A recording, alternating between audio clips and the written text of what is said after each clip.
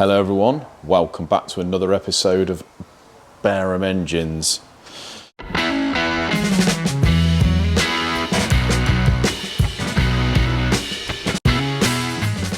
Bit more of a productive day today. Yeah. For me. Perfect timing, phone's not been going off for the last 2 hours. As soon as we pick the camera up, the phone goes off. Brilliant. There we go, sorry about that, disturbed by the phone. Anyway, Zetec. Yes. So I know Mark will be watching this video, so we are cracking on, Mark. We are. As you can see, it's painted in the Massey Ferguson grey that he wanted, is that right? Not Massey Ferguson, but it's like a grey that you used on a Cosworth rocker cover. Was it a Cos? Oh, Yeah. right, that's right, yeah. And he's it's seen like, that isn't it liked like, maybe something to do with like the BDA? I think it might be an actual Ford colour, I'm not sure. It is nice anyway. It's got like a bluey sort of tinge to it, isn't it? Yeah, nice tinge. But it's very nice, I like that. Yeah, so where are we with this? So we've only deglazed this, haven't we? We've deglazed it. Balls are absolutely perfect.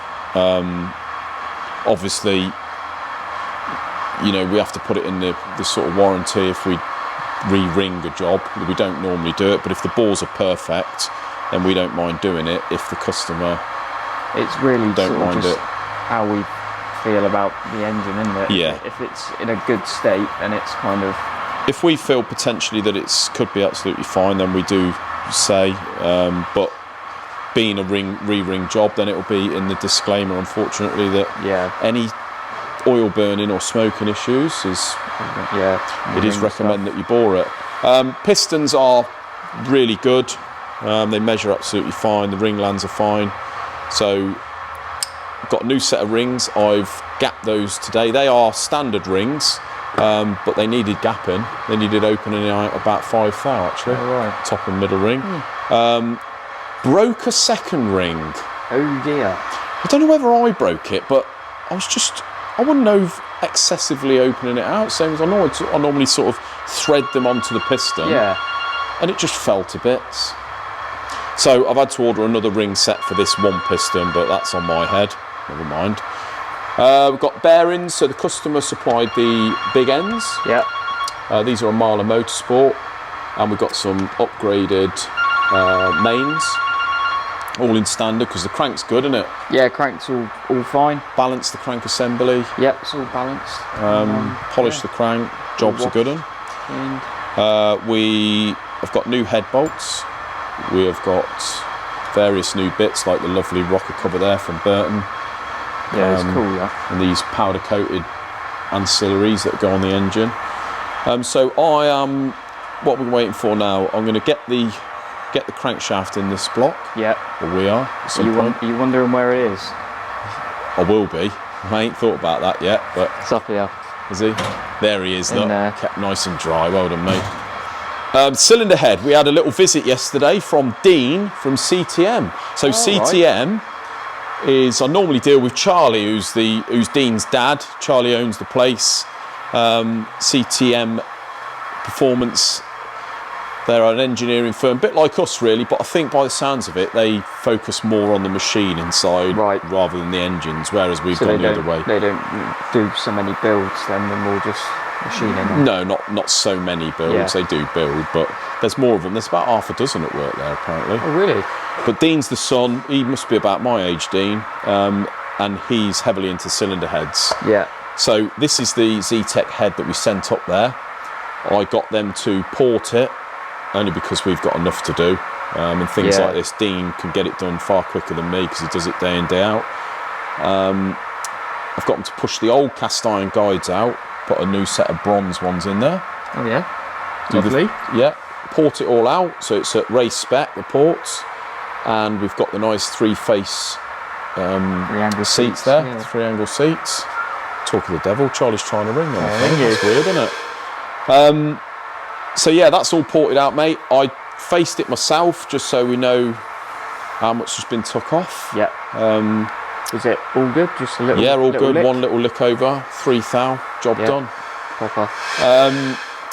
And then I'm going to, because it's a solid shim bucket. Yeah.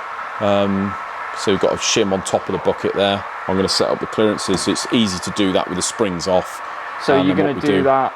You're going to do that off the valves, or are you going to do it off of? Yeah. So what I'll do is I'll check them all and provide it, because with these, look, where the collet sits, you've got a three groove collet on this. Yeah. You've got quite a lot up the top to take off.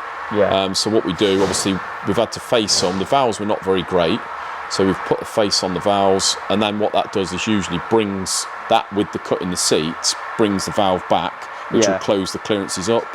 So we just remove some off the back of that. Yep. And how we do it is on this valve facing machine. So this side does the angle of the face here.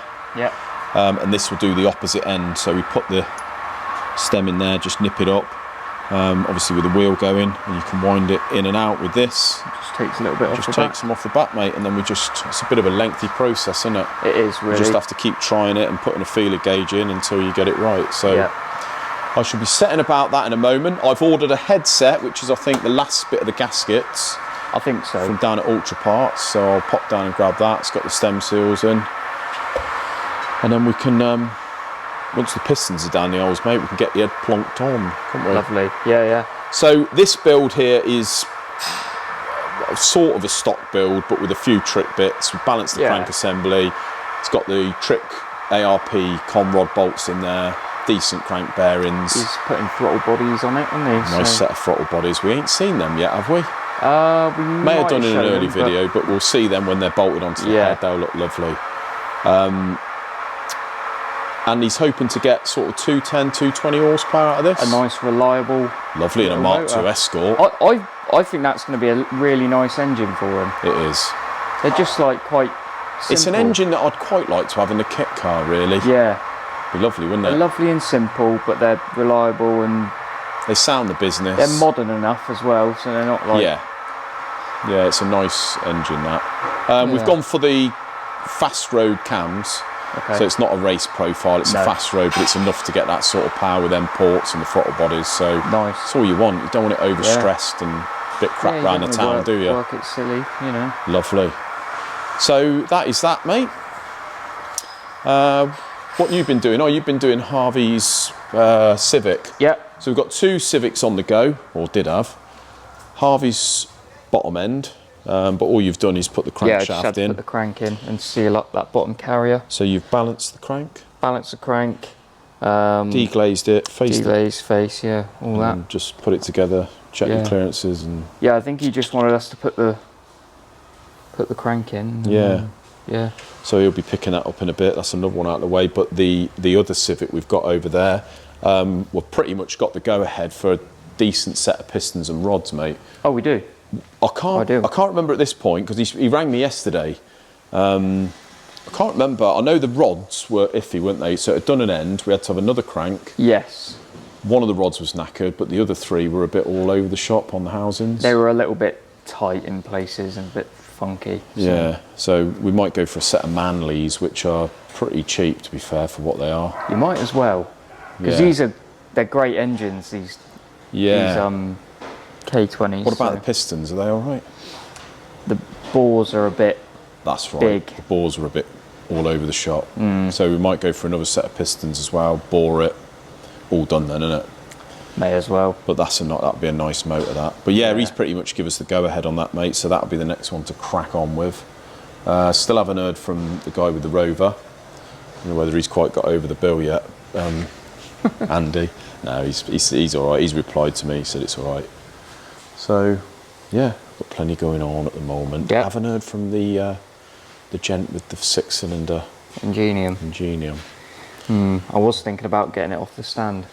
Really? Well, I'm only because if we're getting a new bottom end anyway off of him, then could do. We might have to in a minute, but then we've got one on outside to go on there, haven't we? Yeah, Transit. The Transit, which we've got to do, and we've got a 2 litre Transit motor coming in, like what's in my van. One. Oh right, a wet belt one. Wet belt jobby.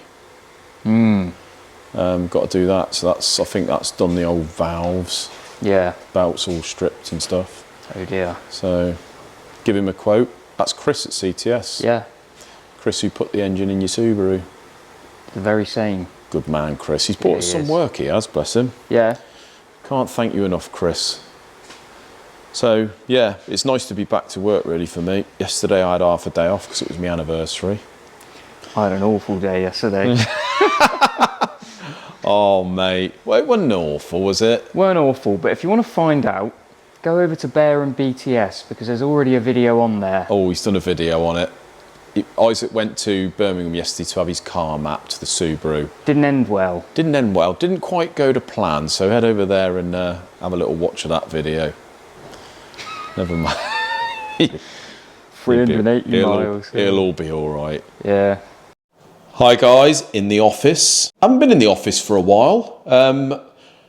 Just thought I'd do a couple of minutes in here on the subject of forums. Now, what do we all think about forums?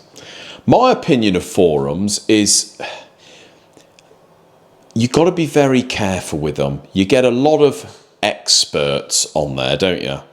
You get a lot of specialists and you get a lot of enthusiasts. And then you get a lot of people that haven't got a clue about anything. So if you're going to go on a forum and get some information, you need to sift through it. And I would say just use it for, if it's for an information purpose, use it very cautiously and just take snippets of information just to give you some ideas. Don't take anything that anyone says on their gospel because you don't know who's talking the truth and who ain't. So I'll give an example. Recently, I think it was the last video actually, he was going on about this Cosworth that we built quite a while ago. And the customer, as I say, he's been sound as a pound on the phone, but he's put up like an urgent help really on Facebook.